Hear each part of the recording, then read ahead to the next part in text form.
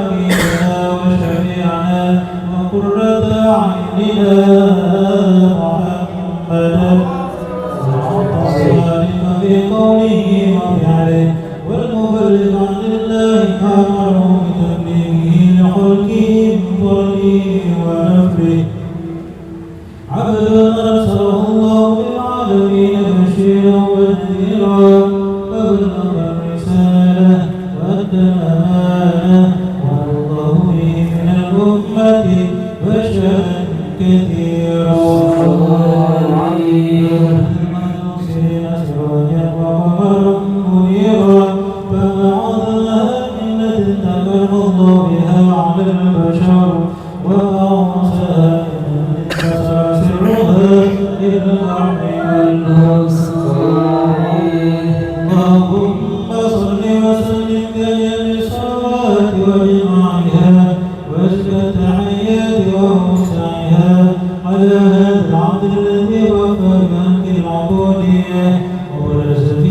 بخدعة الكمال وقوية الربوبية بعظمة الله وقل عليه قائد النبات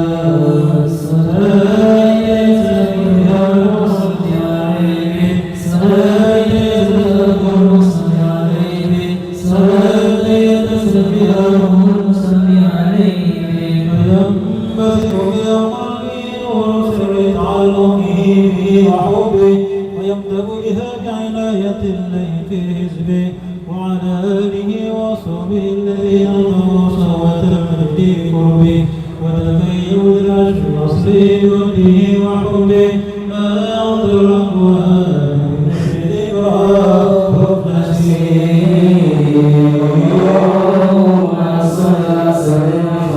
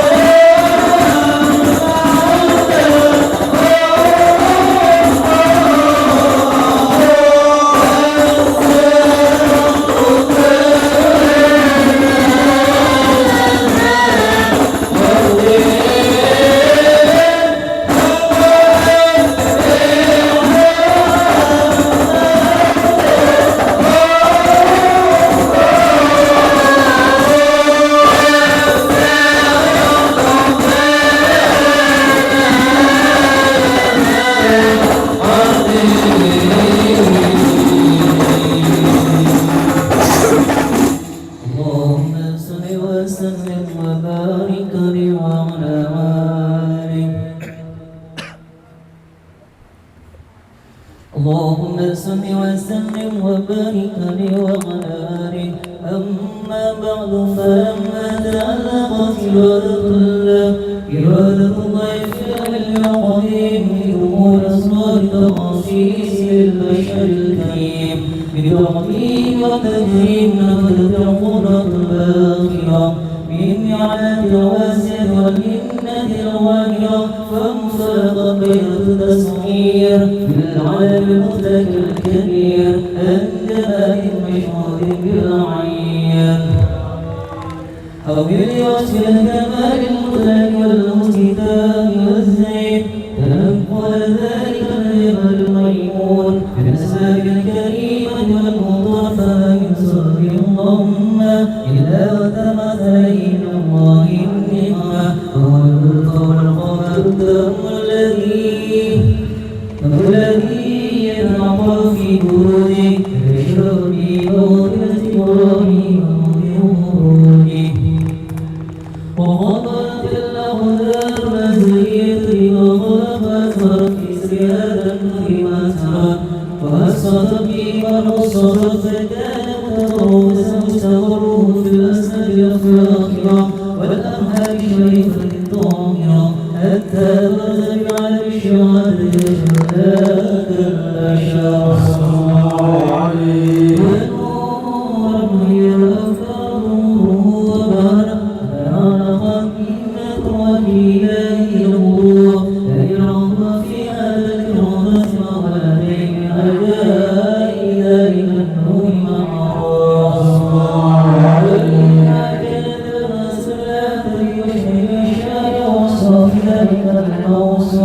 تشويقا للسامعين من رواس المؤمنين وتربية القلب من النور المبين وإلا فأنا طريق الأقوام أمشوا لغير الأنام ولكن الزين تبقيه آخرته أبيتوا نسيان أشراف المخلوقين وما الله في موردنا الفضل الذي أما العالمين وبكيت راية في القوم مشهورة على مر الأيام ومشهور مسير تغيير الوكيال هدرة الكريمة ولئن تشوك إلى السماء أوصف العظيمة ولعل الله يهدي بك والسامي ولعل الله يهدي بك والسامي ولعل الله يهدي بك والسامي فإذا في شفاعة هذا النبي شافي إذا هو هادي أو ذلك النعيم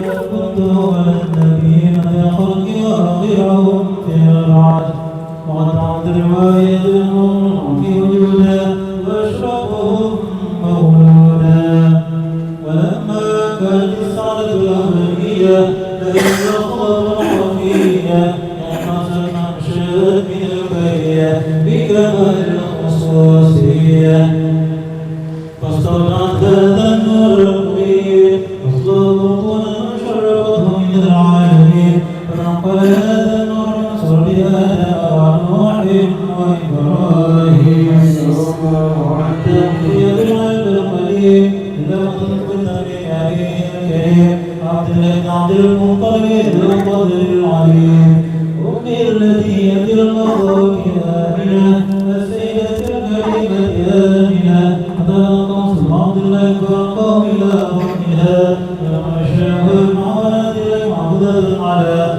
حق هذه الذرة وأسفارها فحملته برعايتها كلها من حكيمة لا تميل له سوء ولا تشكو منه علما ولا عللا حتى نشكر على الشيء من حمله رب كرسي عن الشهادة تكتب على العالم ويضاعف فضله وتنتشر فيه آثار ولي الصغير اللهم صل وسلم الصلاة والتسليم على سيدنا نبينا محمد الرؤوف الرحيم اللهم صل وسلم وبارك عليه وعلى آله اللهم صل وسلم على سيدنا محمد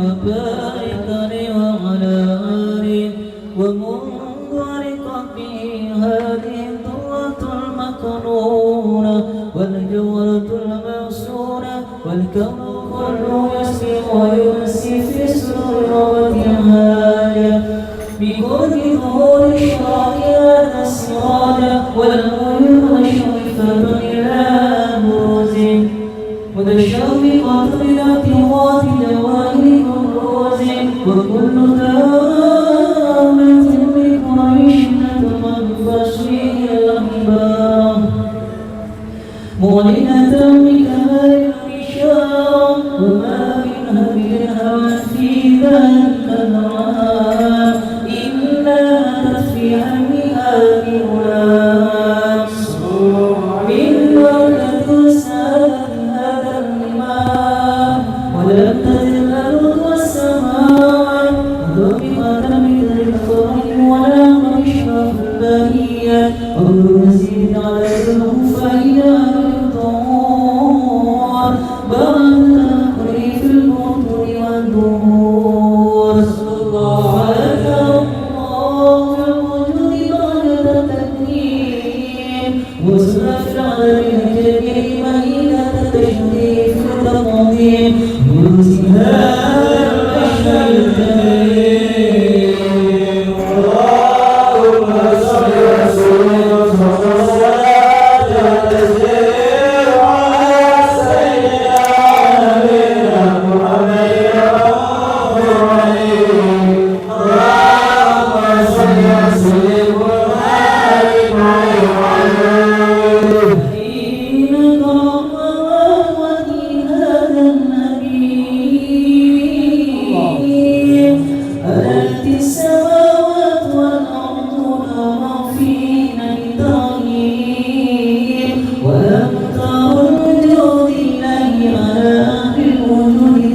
وسلم وألسنة الملائكة لتبشير العالمين تعيد الله لا إله إلا الله محمد سبحان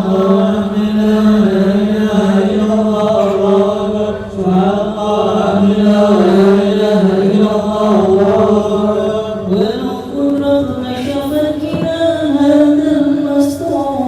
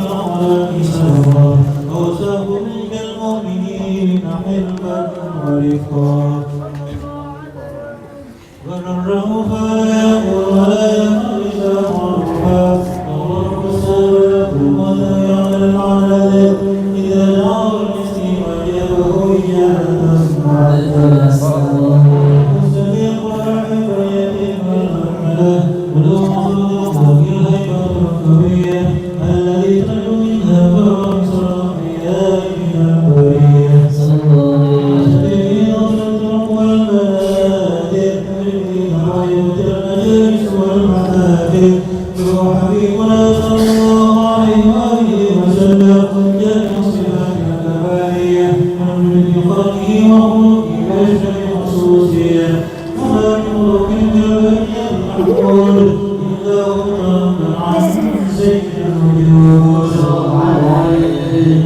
وأصلح في وجهه ولهم في مجده ومكانه وصل عز قد على وجهها قد على نفسها بأعماله صلى الله عليه وسلم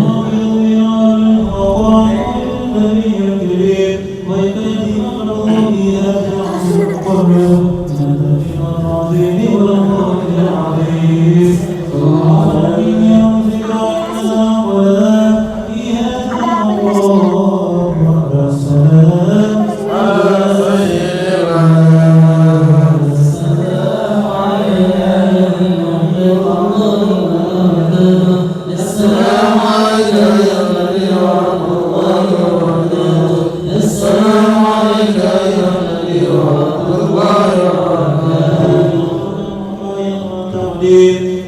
أفضل الصلاة والتسليم اللهم صل وسلم الصلاة والتسليم على سيدنا ونبينا محمد رؤوف رحيم اللهم صل وسلم وبارك عليه الفاتحة.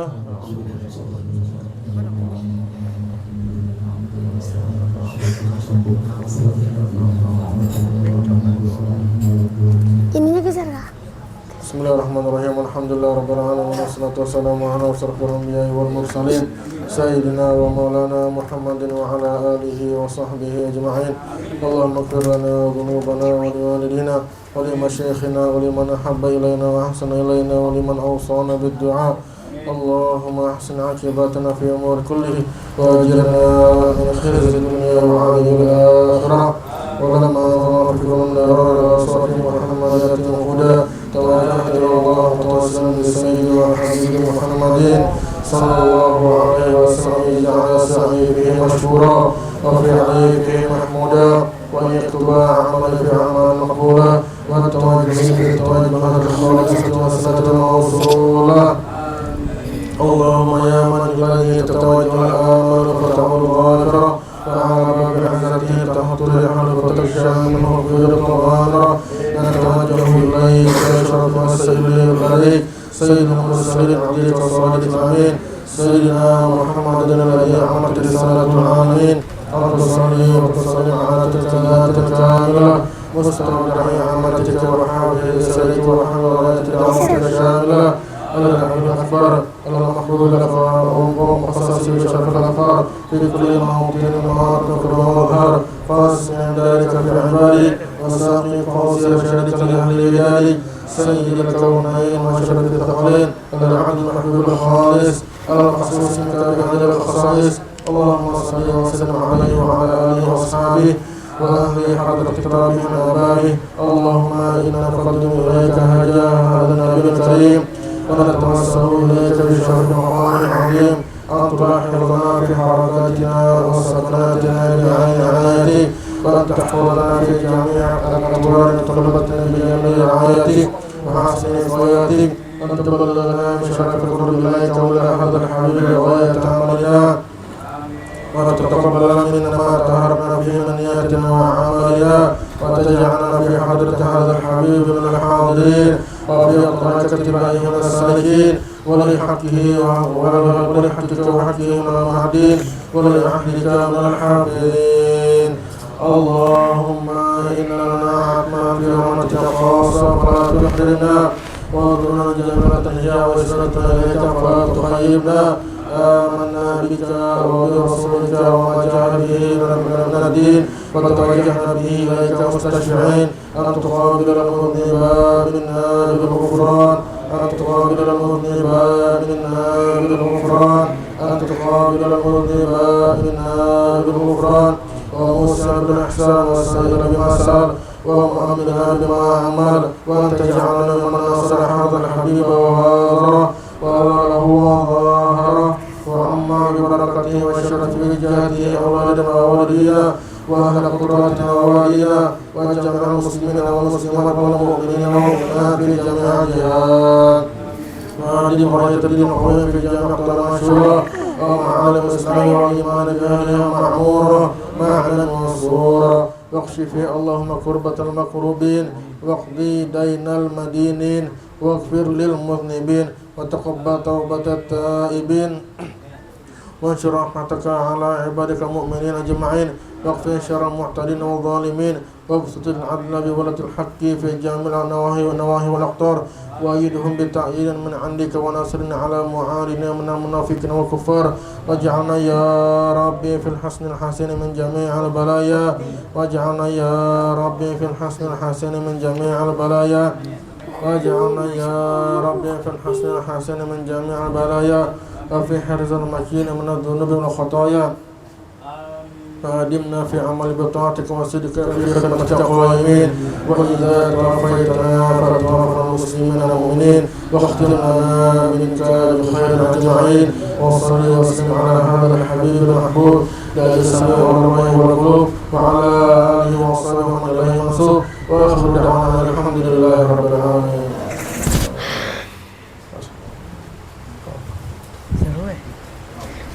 الفاتحة. بسم الله الرحمن الرحيم والحمد لله رب العالمين الرحمن الرحيم مالك يوم الدين إياك نعبد وإياك نستعين اهدنا الصراط المستقيم صراط الذين أنعمت عليهم غير المغضوب عليهم ولا الضالين آمين. بسم الله الرحمن الرحيم قل هو الله أحد الله الصمد لم يلد ولم يكن له كفوا أحد. بسم الله الرحمن الرحيم قل هو الله أحد الله الصمد لم يلد ولم يولد ولم يكن له كفوا أحد. بسم الله الرحمن الرحيم قل هو الله أحد الله الصمد لم يلد ولم يولد ولم يكن له كفوا أحد. لا إله إلا الله.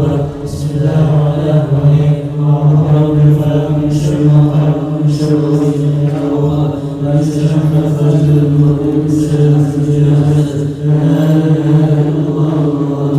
بسم الله الرحمن الرحيم أعوذ برب الناس ملك الناس إله الناس من شر الوسواس الخناس الذي يوسوس في صدور الناس من الناس. لا إله إلا الله.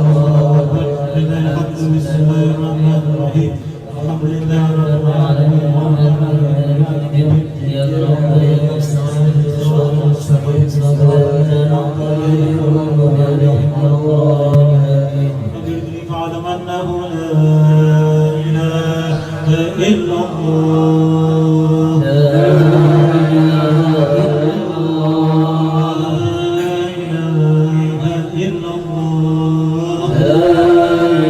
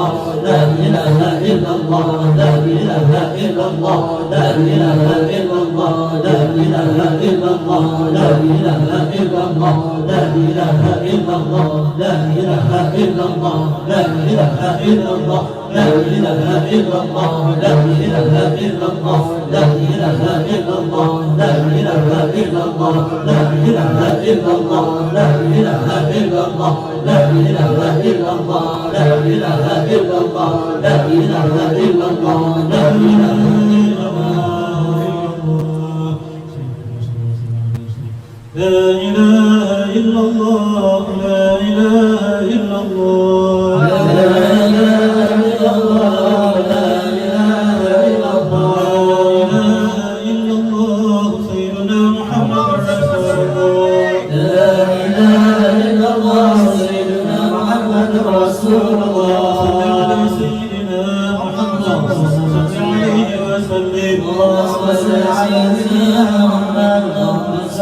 عليه وسلم سيدنا محمد ربي صل عليه وسلم اللهم صل على سيدنا محمد اللهم صل عليه وسلم سبحان الله بحمده سبحان الله بحمده سبحان الله بحمده سبحان الله بحمده سبحان الله بحمده سبحان الله بحمده سبحان الله بحمده سبحان الله بحمده سبحان الله بحمده سبحان الله بحمده سبحان الله بحمده سبحان الله بحمده سبحان الله بحمده سبحان الله بحمده سبحان الله العظيم سبحان الله بحمده سبحان الله بحمده سبحان الله العلي العظيم سبحان الله بحمده سبحان الله العلي العظيم يا الله يا الله يا الله يا الله يا الله يا الله يا الله يا الله يا الله يا الله يا الله يا الله يا الله يا الله يا الله يا الله يا الله يا الله يا الله صل على بك سيدنا مولانا محمد وعلى اله وصحبه وسلم اللهم صل على نبينا سيدنا محمد وعلى اله وصحبه وسلم على حبيبك سيدنا مولانا محمد وعلى اله وصحبه وبارك وسلم اجمعين اللهم صل على نبينا سيدنا مولانا محمد وعلى اله وصحبه وبارك وسلم اجمعين الفاتحة.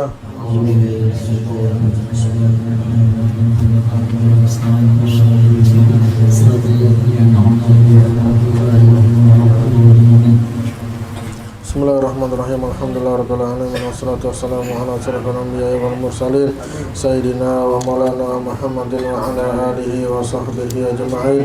Allahumma ighfir lana dhunubana wa li walidina wa li masyayikhina wa liman ahabba ilaina wa ahsana ilaina wa liman awsana bid du'a. Allahumma ahsin 'aqibatana fi umuri kullih wa ajirna min khizyid dunya wa 'adzabil akhirah. اللهم إنا نسألك أن تثيبنا على قراءتنا هذه وغيرها ثوبا جازلا وأجرا منك عظيما أن تتقبل لها منا بفضلك قبولا حسنا جميلا جليلا. اللهم إنا نسألك أن تجعلها منا هدية توصلها إلى حضرة نبينا مصطفى صلى الله عليه وسلم زيادة في شرفه وكرمه كما ثواب مثل ثواب ذلك إلى أرواح أبائه وإخوانه من الأنبياء والمرسلين ثم ثواب مثل ثواب ذلك إلى أرواح الكل وقرابة رسول الله أجمعين ثم ثواب مثل ثواب ذلك إلى أرواح جميع المسلمين والمسلمات والمؤمنين والمؤمنات من الأولياء والشهداء والصالحين خصوصا إلى أرواح Ki Haji Ahmad Syibawai bin Qadi Haji Muhammad Basir Haji Sultan Zubair bin Zubair Hajah Juriyana Atim bin Atim Muhammad Hardi Sultan bin Haji Sultan Zubair Haji Masih bin Hasil bin Jamhuriyah Al-Masyaranya bin Asma'il Haji Muhammad Hasan Abdul Hadim Haji Jamhuriyah bin Abdullah bin Abdullah bin Titurahman bin Titurahman Mufri bin Haji bin Asra bin Asranya Itu bin Hasama Hasan bin Taya Alim bin Anis Haji bin Hindur bin Tidur Matra bin Tidur Mufri Asra bin Abdullah Husana Suri bin Mufri ونجتنها ونبسبابه اللهم نور أهل القبور قبورهم وعنزنا عليهم رحمة والبهجة والسرور اللهم اغفر لهم وارحمهم واجعل جنة منازلهم ومساكنهم اللهم اجعل القرآن لهم في قبورهم ونسان وفي القيامة شفيعا وعن النيران سترا وحجابا وعلى صراط نورا وجنة رفيقا ربنا تقبل منا إنك أنت السميع العليم وتب علينا إنك أنت التواب الرحيم ربنا آتنا في الدنيا حسنة وفي الآخرة حسنة وقنا عذاب النار صلى الله عليه وسلم محمد النبي وعلى آله وصحبه وسلم سبحان ربك رب العزة عما يصفون وسلام على المرسلين والحمد لله رب العالمين.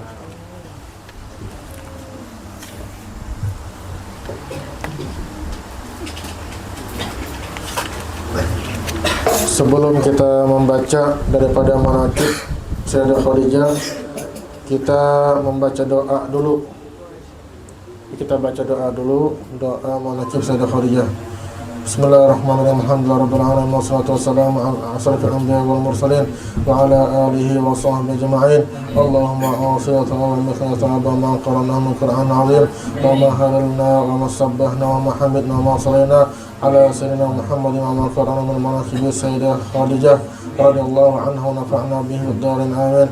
Wabtaghina li mardatika muttaqin wa sakhatika mu'minin bika muhtasibin بثوابك خالصا لوجهك كريم بعد قبول عندك هدية واسعة ورحمة نازلة وبركة شاملة إلى حضرة روح سيدنا وحبيبنا محمد صلى الله عليه وسلم إلى أرواح آله وأصحابه وأزواجه وذريته وآل بيته وأصحابه وأنصاره وأشياعه ومحبة وأمته وإلينا معهم أجمعين وإلى أرواح جميع الأنبياء والمرسلين وآل كل وأصحاب كل وآله وإلى جميع الرقباء والنقباء والنجباء والأبدال والأوتاد والقبر والغوث ثم إلى أرواح الأولياء المتصرفين خصوصا إلى لحضرة سيدنا خديجة الكبرى وأهل بيتها وأزواجها وأصحابها وأتباعها ومحبها ومحبتها لنا معهم أجمعين ثم إلى أرواح سائر الأولياء والتسعة الذي بلغوا الدين في بلدة أندونيسيا وسائر الأولياء في العرب والعجم والأئمة المجتهدين وحملة القرآن العظيم وقراء المخلصين وأئمة المحدثين والمفسرين وسادة الصوفية المحدثين وجميع أهل التوراة المعتبرة والفقهاء والمؤلفين بعلم الشريعة أينما كانوا والعلماء والصديقين والشهداء والصالحين والعارفين بالله والمقربين عند الله وجميع مشايخنا ومشايخهم ولمن أوصانا وأوصاهم بخير وجميع آبائنا وأمهاتنا وغسلنا وفرعنا وأزواجنا وأصهارنا وإخواننا وأخواتنا وعماتنا وأخوالنا وخالتنا وأقاربنا ورحمنا وحواشنا وأتباعنا وجماعتنا وجميع من أحسن إلينا وذوي الحقوق واجبة علينا وعلى حاضرين في مجلسنا هذا وعليهم وعليهن ثم إلى أرواح كافة المسلمين والمسلمات والمؤمنين والمؤمنين خاصهم وعاملهم من مشارق الأرض إلى مغاربها ومن يمينها إلى شمالها من قاف إلى قاف إلى الله وعلى درجة في الجنة وينفعنا بهم ويمدنا بأسرارهم وأنوارهم ويعلنا من بركاتهم ويغفر لهم ويلحقنا بهم في خير وعافية وأمن وسعد ومعونة وبركاته إن الله يرزقنا ببركاتهم برزق الأشباه والأرواح من غير مشقة ولا ضر ولا نصب ولا تعب ولا تبعة إن الله ينظمنا بجاههم عند الله في الدين والدنيا والآخرة إن الله يشفينا وجميع مرضانا من أمراض وسقم وشفاء عاجلا أرواها لا عاجل الساعة شفاء لا يغادر بعده سقما إن الله يبلغنا زيارة الحرمين العدائف والرضا والمسكين إن الله يجعلنا وأهل بيتنا وأتباعنا وجماعتنا ومن المسلمين والمحسنين المطمئنين مستقيمين على طاعتك وعن المعاصي والمخالفات إن الله يغفر لنا توابع الحق والهدى إن الله يغفر لنا توابع الحق والهدى إن الله يغفر لنا توابع الحق والهدى إن الله يلطف بنا وبهم فيما جرت به المقادير إن الله يقضي حاجاتنا وييسر لنا ولهم أمر الدين والدنيا والآخرة ويهون علينا وعليهم سكرة الموت ويختم لنا ولهم بحسن خاتمة بشفاعة سيدنا ومولانا محمد صلى الله عليه وسلم صاحبة هذا المناكب رضي الله عنه وشأن الله ولهم سورة الفاتحة.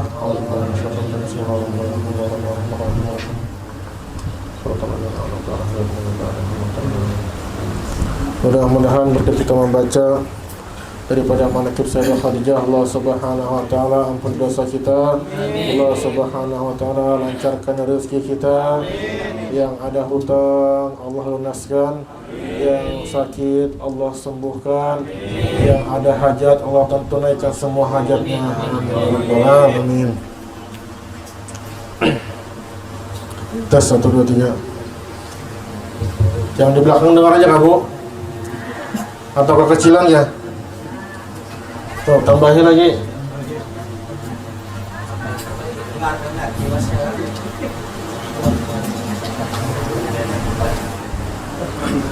Tambahin lagi. Mana? Terima kasih. Tes. Mana? Mana bagian mixer? Halo. Tes 1 2 3. Nah, ya sudah. Tes 1 2 3. Sudah kelak. Di belakang dengar kamu? Alhamdulillah. Kita mulai. Kita bagi kopi dulu kan. Di belakang belum dapat kopi kali.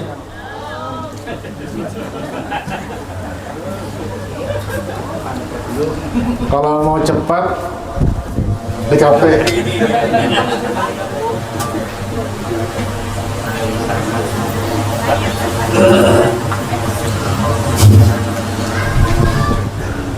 Bismillahirrahmanirrahim. Assalamualaikum warahmatullahi wabarakatuh.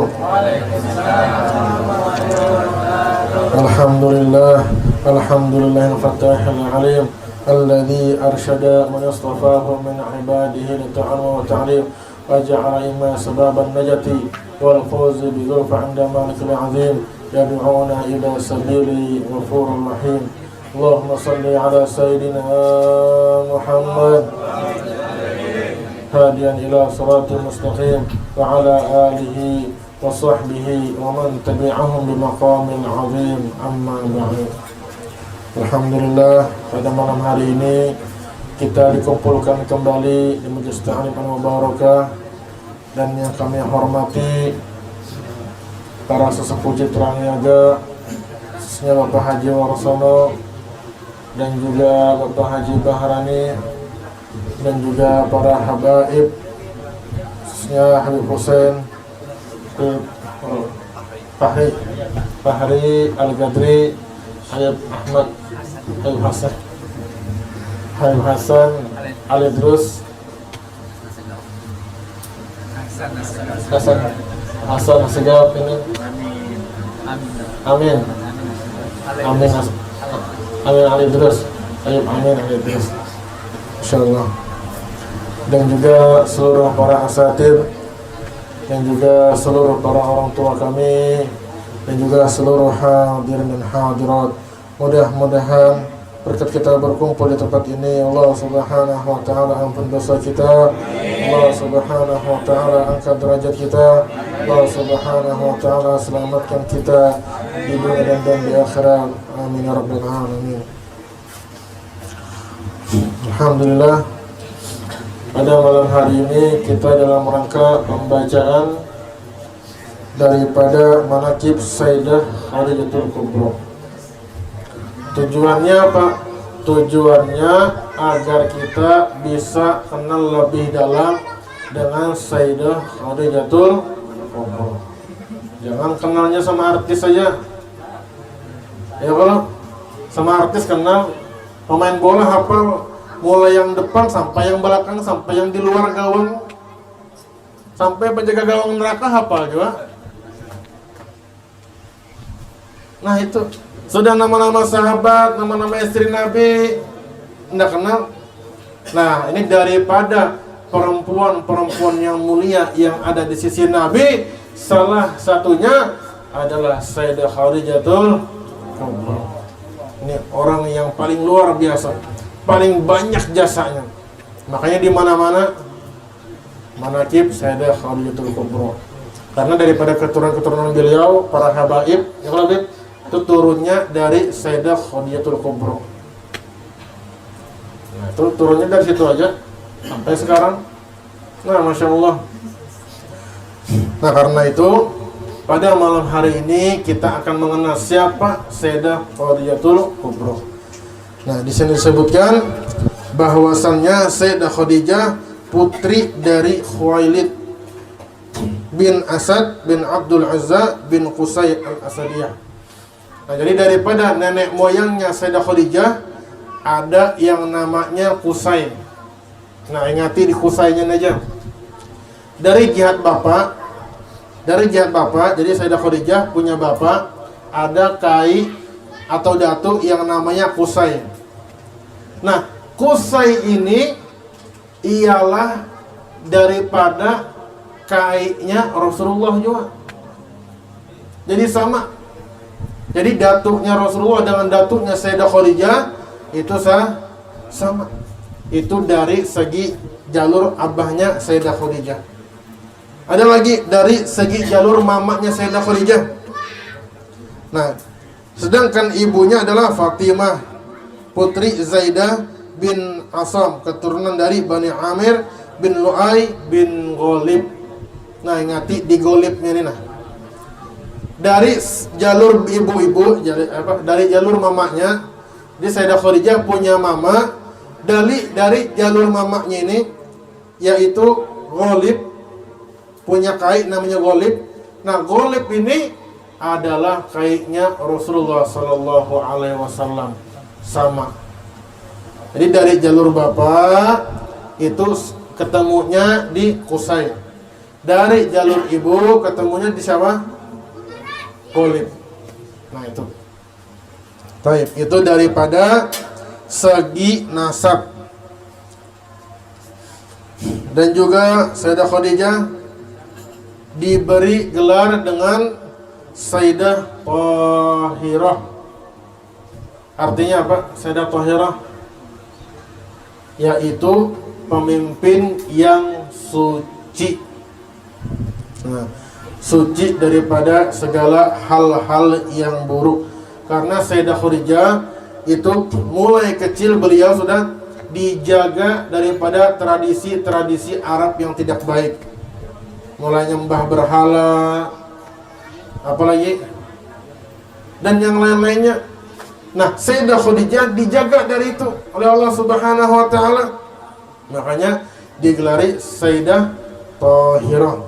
Nah, tetapi yang terkenal di antara kita apa? Sayyidah Khadijatul Kubra, itu yang paling terkenal. Nah, dan juga daripada keagungan Sayyidah Khadijah, yang mana beliau itu Allah berikan kesempatan untuk menjadi pendampingnya Rasulullah Sallallahu Alaihi Wasallam. Orang yang pertama kali mendampingi Rasulullah itu Sayyidah Khadijatul Kubra. Sabar, orangnya nyaman, orangnya. Rasulullah khalwat uzlah di Gua Hira seminggu, 2 minggu, sebulan. Pulang ke rumah disambut Sayyidah Khadijah, diberi makan, pokoknya disambut habis-habisan. Sabar Sayyidah Khadijah.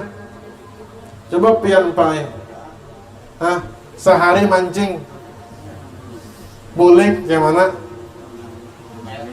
Insyaallah rinjing melayang pai. Mana ikannya ajarnya? Mancing seharian, sekali dapat ikan seluang aja. Ikan seluang 3 biji aja lagi. La ilaha illallah. Seharian mancingnya. Baru tinggal sehari, belum lagi ditinggal sebulan, seminggu, 2 minggu, lama. Sedangkan Sayyidah Khadijah ditinggalkan sampai 2 minggu, sampai 3 minggu, sampai sebulan. La ilaha illallah. Tapi beliau sabar. Beliau yakin bahwasanya Rasulullah Sallallahu Alaihi Wasallam bukan orang yang biasa. Baik. Sampai-sampai saking luar biasanya Sayyidah Khadijah, itu Sayyidah Aisyah cemburu. Buka di dalam kitab Musnad Imam Ahmad hadis nomor 23.716, di sana disebutkan bahwasanya Sayyidah Aisyah berkata, "Idza dzakara Khadijah asna 'alaiha fa ahsana tsana." Bahwasanya Rasulullah sallallahu alaihi wasallam jika teringat dengan Sayyidah Khadijah, pasti Rasulullah itu memuji dengan sebaik-baik pujian. Teringat Rasulullah memuji lagi Sayyidah Khadijah. Teringat lagi sampai suatu hari jarnya Sayyidah Aisyah, suatu hari aku tuh cemburu. Kenapa? Rasulullah memuji Sayyidah Khadijah jadi di rumah setiap hari. Teringat memuji Sayyidah Khadijah, teringat Sayyidah Khadijah jadi dipuji terus. Cemburu Sayyidah Aisyah. Akhirnya jarnya Sayyidah Aisyah, "Ya Rasulullah, bukankah sudah Allah gantikan yang lebih baik?" Sayyidah Khadijah meninggal sudah, padahal Sayyidah Aisyah masih muda. Bayangkan bini muda cemburu dengan bini yang sudah meninggal, gimana kisahnya? Itu saking cintanya Rasulullah dengan Sayyidah Khadijah. Lalu jarnya Sayyidah Aisyah, "Ya Rasulullah, bukankah sudah Allah gantikan yang lebih baik daripada Sayyidah Khadijah?" Apa kata Rasulullah? Tidak, kata Rasulullah, tidak ada yang lebih baik daripada Sayyidah Khadijah. Kenapa? Karena Sayyidah Khadijah adalah orang yang pertama kali beriman kepadaku, di mana pada saat itu orang-orang kafir kepadaku.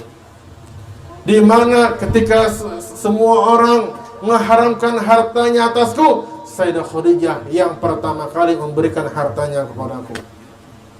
Di mana seluruh orang pada saat itu mendustakanku, Sayyidah Khadijah pada saat itu adalah orang yang pertama kali membenarkanku.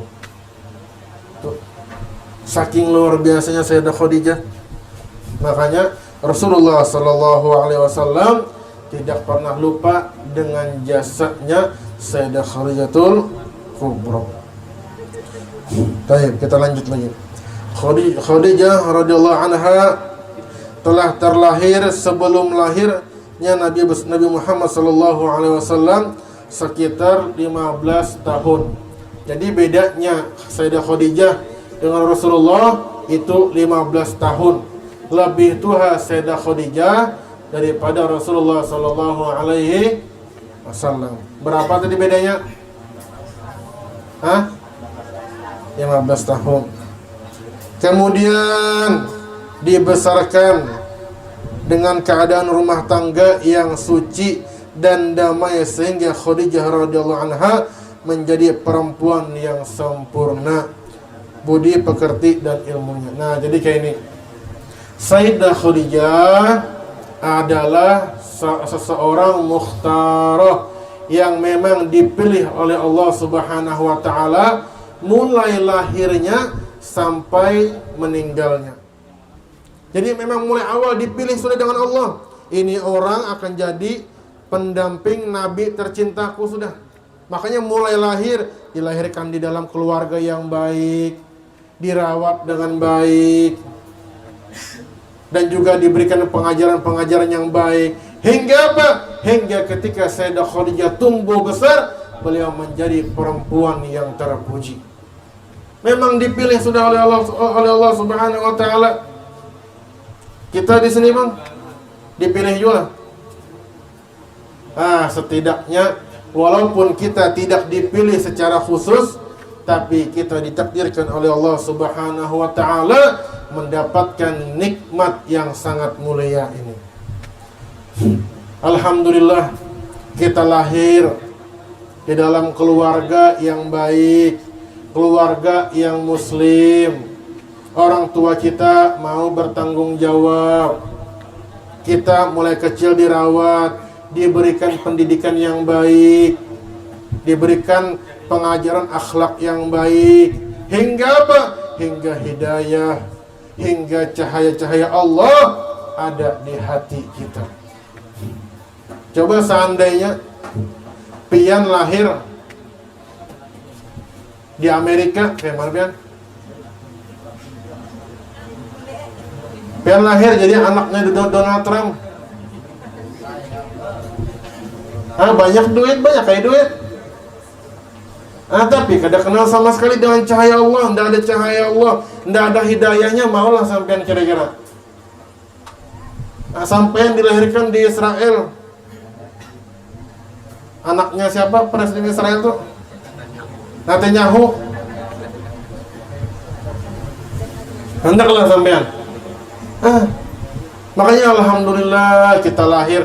Masalah kelahiran dari rahim siapa, itu takdir dari sana sudah, itu murni daripada nikmatnya Allah Subhanahu wa taala. Murni dari sana sudah, kita tidak bisa memilih lagi sudah. Alhamdulillah orang tua kita seorang muslim. Beliau mendidik kita dengan baik, kita diberi makan. Makanya apabila kita mau menularkan nikmat ini kepada anak-anak kita, ajaki anak-anak kita juga ke majelis, diajaki. Memang sekarang mereka ini belum paham lagi. Kanak-kanak tuh taunya main HP aja, main YouTube. Ajaki ke majelis, sekarang mereka tidak paham lagi. Tapi nanti pas sudah mereka tua, mereka sudah tahu nikmatnya, nah baru paham. Oh ternyata ini sekalinya kenapa mamaku dulu suka mengajaknya aku ke majelis. Oh ini sekalinya kenapa abahku dulu suka ngajak yang ke majelis. Bahkan kalau aku ke majelis balik duit 20.000 lagi. Oke aja 50.000 makin oke lagi. Tuh diajaki anak-anaknya, diajaki ke masjid, ke musola, ke kajian-kajian, diajaki anak-anaknya. Memang mereka tidak paham lagi, tapi itu sebenarnya nikmat yang besar atas mereka. Nanti ketika mereka tua, mereka paham, oh ini ternyata alhamdulillah aku diberikan orang tua yang luar biasa baiknya, yang bertanggung jawab kepada saya. Jadi semuanya itu adalah karunia Allah Subhanahu wa ta'ala. Makanya kita banyak-banyak bersyukur. Alhamdulillah, alhamdulillah. Jangan haur meminta aja. Ya Allah minta duit, ya Allah 1 triliun ya Allah. Minta boleh-boleh aja, tapi ingati bersyukur. Pian sehat itu aja nah, sudah luar biasa.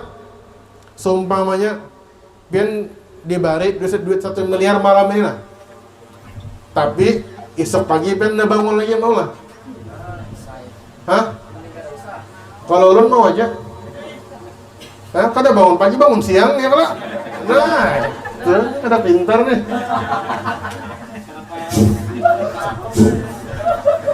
Kan dipadai kada mati kalau kada bangun pagi. Ya kada bangun pagi, bangun siang, bangun sore kan. Intinya apa? Kesehatan itu adalah nikmat Allah yang besar. Biar sehat, mun sehat itu nyaman, beribadah nyaman. Bertakbir, ruku, sujud nyaman. Coba sudah sakit pinggang, la ilaha illallah. Sembahyang berduduk aja sakit, apalagi berdiri, apalagi ruku. Duduk di majelis, gue lihat, kenapa sakit pinggang sekali ya? Nah itu, makanya numpung lagi sehat, badan nyaman, dibawa beribadah, dibawa hadir ke majelis ta'lim, dibawa ke kajian-kajian, dibawa. Jangan tunggu sakit baru beribadah, jangan. Sakit beribadah ketika sakit itu tidak enak. Beribadah ketika lagi sehat luar biasa nikmatnya. Dinikmati kesehatan itu dengan beribadah. Jangan pas sudah sehat bermaksiat, puas-puas. Sudah sakit baru bertaubat. Jangan kayak itu, kurang bagus. Bagusnya itu ketika sehat beribadah, ketika sakit tetap beribadah. Kenapa? Karena kita kada tahu mati itu apabila datangnya. Tidak ada yang tahu. Nah, ada orang artis, masya Allah luar biasa sehatnya, setiap hari nah jogging setiap hari nah. Merokok kada, mabuk-mabukan tidak ada. Tidur, bangun tidur meninggal sudah sekalinya. Ayo. Siapa? Sedangkan yang setiap hari berokok nah enjoy aja duduk di ujung-ujungnya. Ini bukannya menyorong berokok bang, bukan. Maksudnya itu ajal itu sudah ada waktunya. Bukan karena kita sakit baru mati, bukan. Maupun kita masih muda, maupun kita sehat walafiat, apabila telah sampai waktunya, datang sudah waktunya, tidak bisa lagi sudah. Baik. Dan juga lanjut lagi. Khadijatul Kubra menjadi perempuan yang sempurna, budi pekerti dan ilmunya dan kecantikannya. Nah, jadi Sayyidah Khadijatul Kubra itu versi wanita sempurna. Jadi pian wahai anak muda, jangan mencari seperti Sayyidah Khadijah, karena kada mungkin ketemu lagi sudah. Ada lagi lah. Unlimited dah. Satu aja di dunia. Nah itu aja sempurna, nggak ada lagi dah. Makanya sandingannya yaitu Rasulullah Sallallahu Alaihi Wasallam. Makanya janjinya Rasulullah di dalam kitab Sahih Bukhari hadis nomor 4700, tunkahul mar'ah li arba'in. Nikahilah perempuan itu karena 4. Yang pertama limaliha, karena hartanya. Yang kedua linasabiha, karena nasabnya, dilihat nasabnya bagus. Yang ketiga, li jamaliha, karena kecantikannya. Kecantikan ini relatif. Kalau kadang ulun mendahkan ini perempuan cantik, tapi kesan Habib kan cantik sekalinya. Tapi jangan Habib ini cantik ini, jadi tapi jangan ini cantik juga.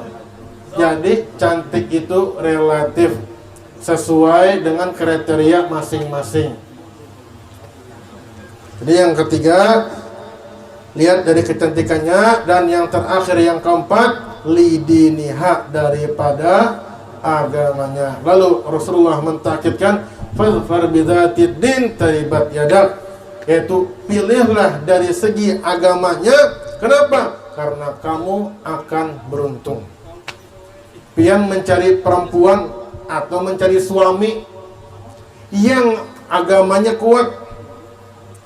Kalau sudah pasangan itu agamanya kuat, itu enak urusannya. Sampean tidak perlu suruh mereka sholat sendiri. Tidak perlu suruh mereka baca Quran, mereka baca Quran sendiri. Tidak perlu disuruh menutup aurat, dia menutup aurat sendiri. Tidak perlu disuruh baca wirid, mereka membaca wirid sendiri. Itu sudah nyaman. Coba kita seumpamanya menikah dengan perempuan yang fasik atau laki-laki yang fasik. Ya Allah, disuruh sholat berkelahian dulu, disuruh nutup aurat berkelahian, ngalih sulit. Disuruh ngaji betunjul-tunjulan. Untung ada jadi imam betunjul-tunjulan. Jar laki ke majabini jadi imam jar ya. Nah itu, jadi daripada faedahnya mencari perempuan yang solehah atau lelaki yang soleh, itu di dalam urusan akhirat mudah. Apabila sudah urusan akhirat di antara dia dan di antara Allah mudah, maka urusan dunia pun insya Allah ikut mengalir dengan mudahnya juga. Baik, mudah-mudahan Allah Subhanahu wa taala ampuni dosa kita, Allah Subhanahu wa taala lancarkan rezeki kita, Allah Subhanahu wa taala didik anak-anak kita dengan sebaik-baik pendidikan. Amin ya rabbal alamin. Kita baca kitab Anwar wa Barakat.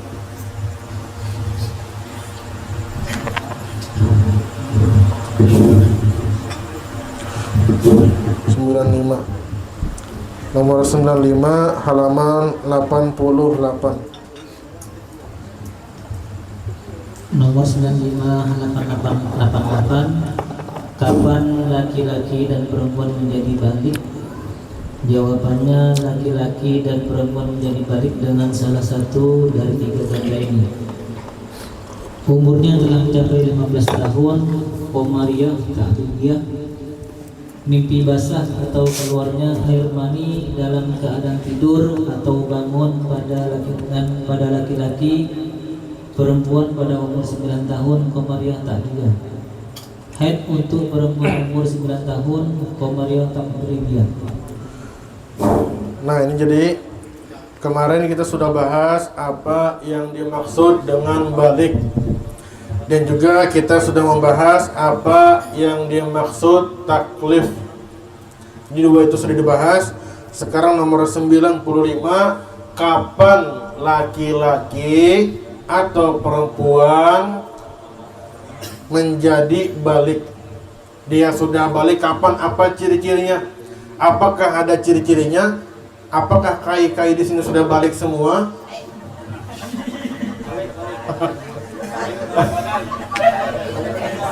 Jar nenek sudah terbalik 2 kali.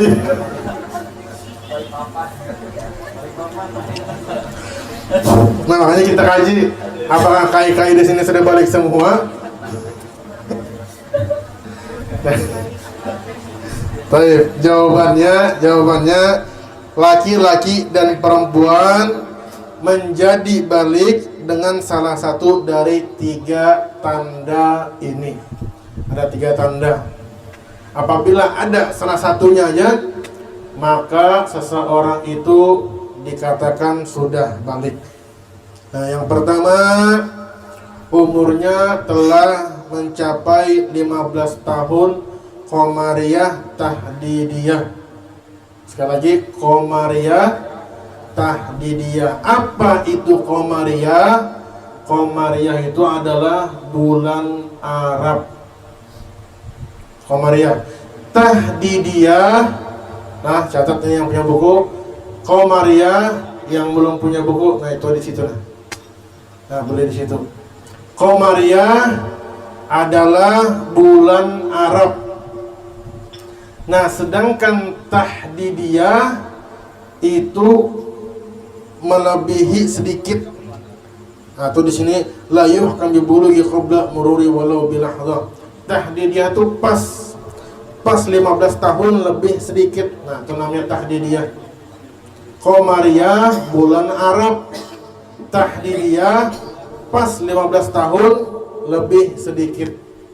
Nah, itu namanya Tahdidiyah.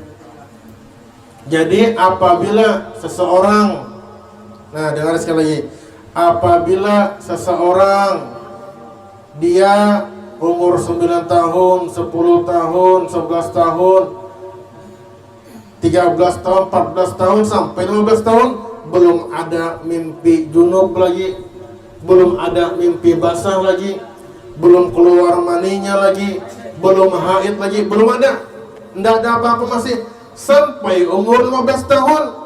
Ketika dia memasuki umur 15 tahun lebih sedikit, walaupun dia tidak mimpi basah, dia tidak mengeluarkan mani, atau dia tidak haid, maka dia tetap dinamakan balik. Alhamdulillah, kai-kai di sini sudah lebih umur 15 tahun sebenarnya.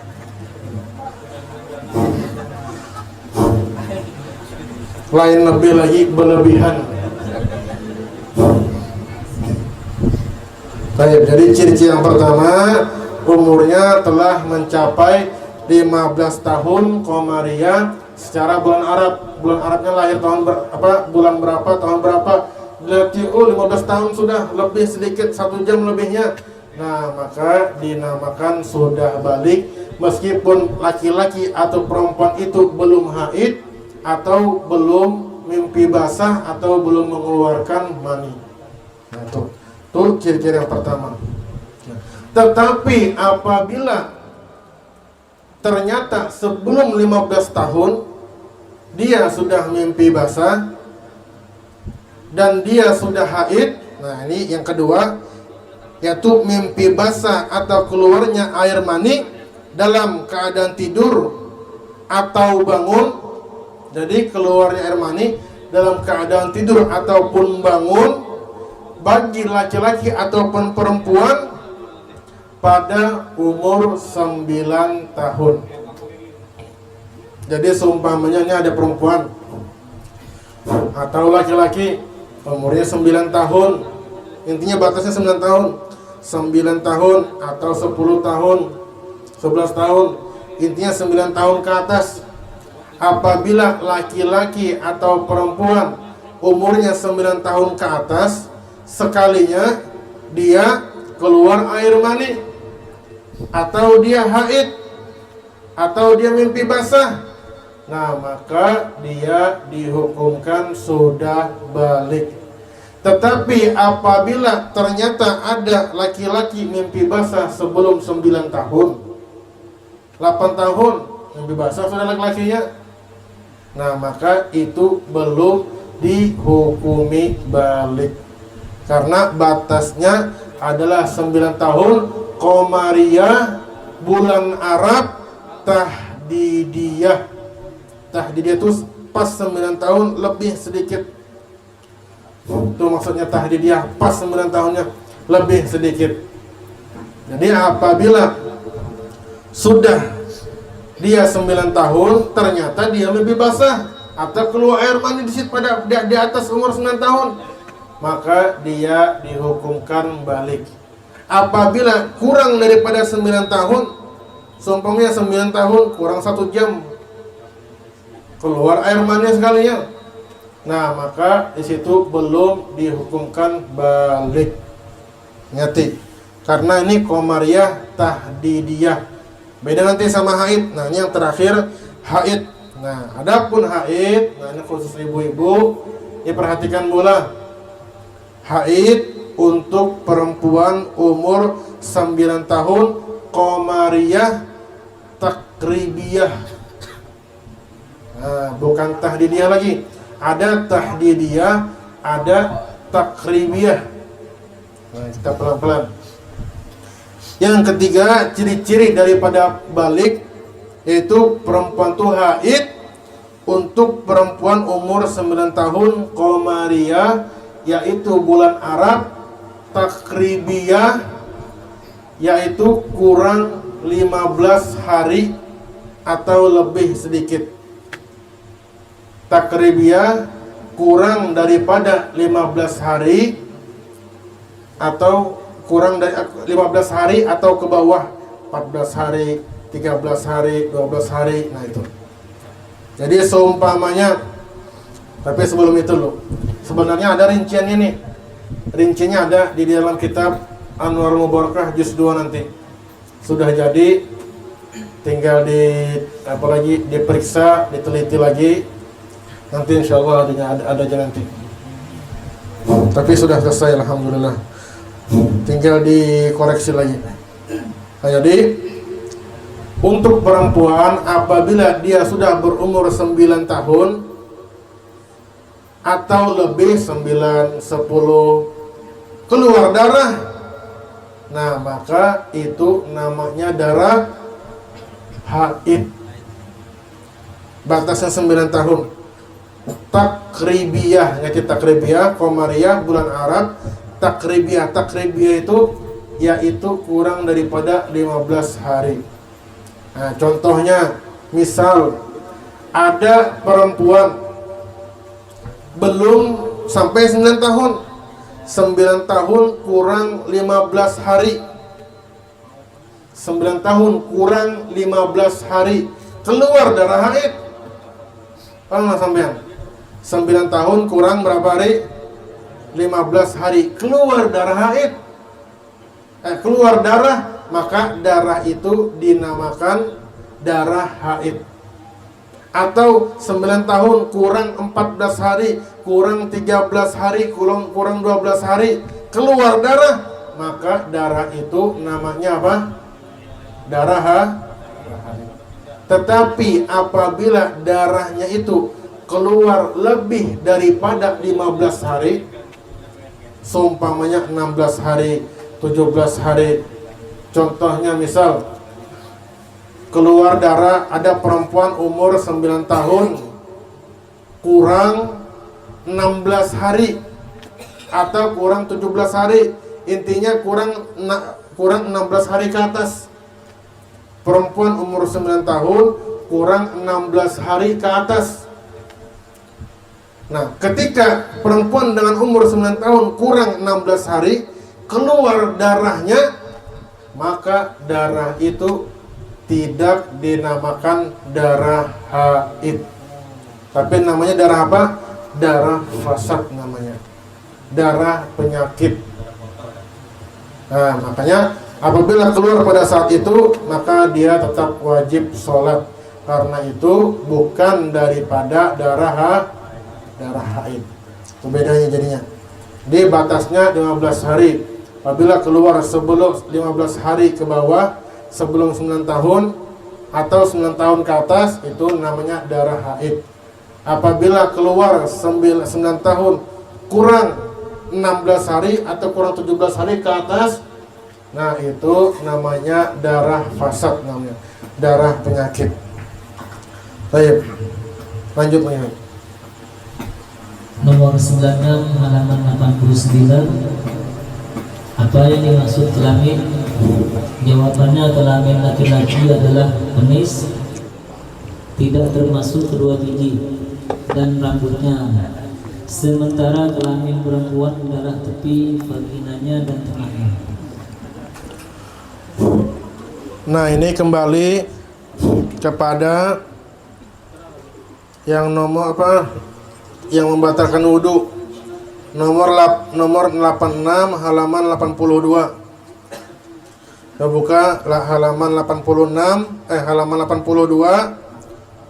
nomor 86. Itu yang membatalkan wudu ada 4. Yang pertama, keluarnya sesuatu dari 2 jalan. Itu sudah kita bahas. Yang kedua, hilang akal kecuali orang yang tidur sambil duduk. Itu sudah kita bahas juga. Yang ketiga, bertemunya 2 kulit laki-laki dan perempuan ajnabi. Itu sudah kita bahas juga kemarin. Kalau yang seumpamanya kita memegang giginya, memegang kukunya, atau memegang rambutnya, atau mencucuk matanya, batal lah udah. Terus kita bahas kemarin kalau. Nah, yang kedua, yang keempat, menyentuh kelamin atau lingkaran dubur dengan telapak tangan. Yang keempat, menyentuh kelamin atau lingkaran dubur dengan telapak tangan. Nah, pertanyaannya apa yang dia namakan kelamin? Nah, itu dibahas pada nomor 96 ini. Apa yang dimaksud kelamin? Kelamin laki-laki, apakah rudalnya aja kan? Atau sama bola pingpongnya kan? Nah, makanya di sini dibahas. Nah, jawabannya kelamin laki-laki adalah rudalnya atau burungnya. Nah, kenapa ini?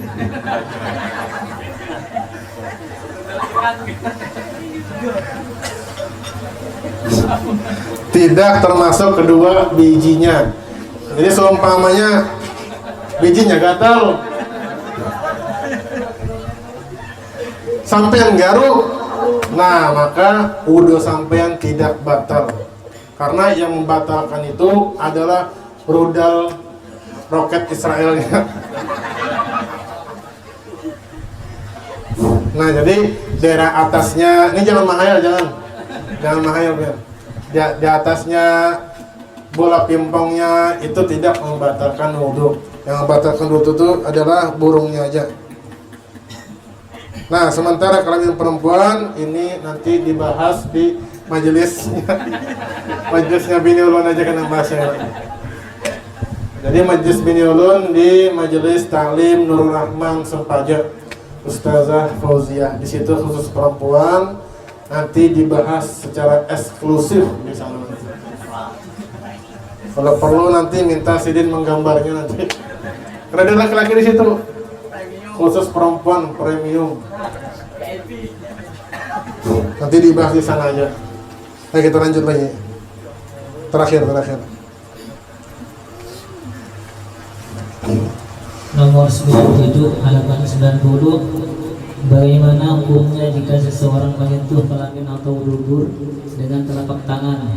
Jawaban, apabila ada orang yang menyentuh kelamin atau dubur, maka batal wudunya dan tidak batal bagi orang yang disentuh. Jika yang disentuh adalah mahramnya, namun apabila yang disentuh bukan mahramnya, maka ia pun batal karena bertemunya 2 kulit, walaupun yang disentuh adalah anak kecil, mayit atau mahramnya. Baik. Nah, ini penting. Nomor 97. Bagaimana hukumnya jika seseorang menyentuh kelamin atau dubur dengan telapak tangan? Nah, telapak tangan nanti dibahas yang mana yang namanya telapak tangan. Apakah telapak tangan semuanya ini? Nah, nanti dibahas tuh di pertanyaan nomor 98. Tapi kita nomor 97 kita bahas dulu. Bagaimana hukumnya menyentuh kelamin? Apabila ada orang yang menyentuh kelamin atau dubur, nanti dubur ini bukan pipi burit, bukan. Dubur itu yang tempat keluarnya BAB itu nah. Nah, itu dubur namanya, yang melingkar nah. Itu dubur namanya. Sedangkan pipi burit ini bukan. Jadi kalau sompongnya pipi burit gatal, pian garuk, nah itu tidak membatalkan wudu. Jadi apabila ada orang menyentuh kelamin, tadi kelamin sudah tahu kalau, atau dubur, maka batal wudunya dan tidak batal bagi orang yang disentuh. Nah, paham Mas Ambian? Seumpamanya kita nyentuh kelamin kita sendiri, otomatis kita batal, ya kalau. Tapi apabila rudalnya orang lain kita pegang, contohnya ada gambarannya nih, jangan ketawa dulu. Contohnya kayak ulun punya anak laki-laki, kalau pas mau kencing, ulun arahkan rudalnya supaya ada salah tembak. Ulun pegang rudalnya. Nah, ketika ulun memegangnya itu dengan telapak tangan, maka wudhu ulun batal. Wudhunya anak ulun batal lah. Batal, orangnya kencing kok. La ilaha illallah. Kalau inya ndak kencing ndak batal, tapi kalau inya kencing batal di situ. Nah, itu. Dan tidak batal bagi orang yang disentuh jika yang disentuh adalah mahramnya, seperti anaknya. Nah, itu. Namun apabila yang disentuh bukan mahram, maka ia pun batal karena bertemunya dua kulit. Walaupun yang disentuh adalah anak kecil atau mayit. Nah, orang sudah meninggal pas mau mandi terpegang sekalinya kelaminnya. Nah, maka yang memegangnya batal. Atau mahramnya. Nah, mahramnya itu seperti kita, seperti anak kita, seperti saudara kita, orang tua kita. Kita pegang kelamin beliau, kita yang batal, sedangkan beliau tidak batal. Baik, mudah-mudahan berkat kita berkumpul di tempat ini, Allah Subhanahu wa taala ampun dosa kita, Allah Subhanahu wa taala angkat derajat kita, Allah Subhanahu wa taala selamatkan kita di dunia dan di akhirat. Allahumma ja'alna minal ladzina yastami'una qawla fayattabi'una ahsanahu. Sallallahu alaihi wasallam Muhammad wa ala alihi wasallam. Subhana rabbika rabbil izzati amma yasifun wa salamun alal mursalin walhamdulillahi rabbil alamin.